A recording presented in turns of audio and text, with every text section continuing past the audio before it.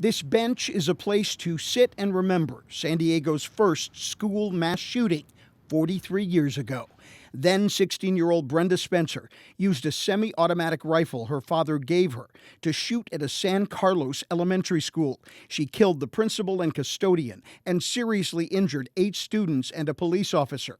They are remembered with this monument by the bench at the San Diego Unified School District Administration Building. Since then, guns have been even more easily available. Casey Zahner remembers the Brenda Spencer case and is now an active leader of the San Diego chapter of Moms Demand Action for Gun Sense in America. She's wearing orange in honor of those killed by gun violence and those who survived. This weekend, the Moms Group will lead orange demonstrations across the nation. People are talking about it. People are aware that there are a variety of things that we can do to end gun violence, to prevent gun violence.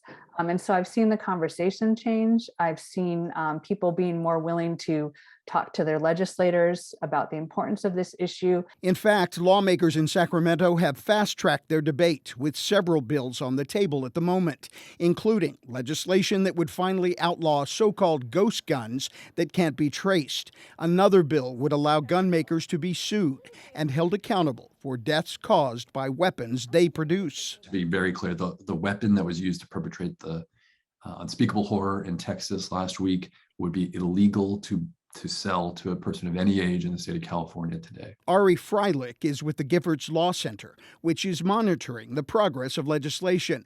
He confirmed California's ban on assault weapons remains in effect, despite a conservative judge's recent attempt to block it. At a certain point, with lawmakers who stand in the way of progress and have continued not to change their minds, at a certain point we'll have to change who we elect instead of changing their minds. Students are also standing up for their right to safe schools. In Long Beach today, there was a massive walkout of students at a local high school.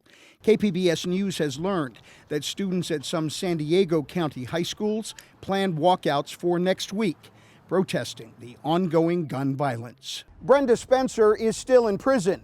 She is eligible for parole again this September. Even if she is released from prison someday, she will always remain a part of history that for the moment continues to repeat itself.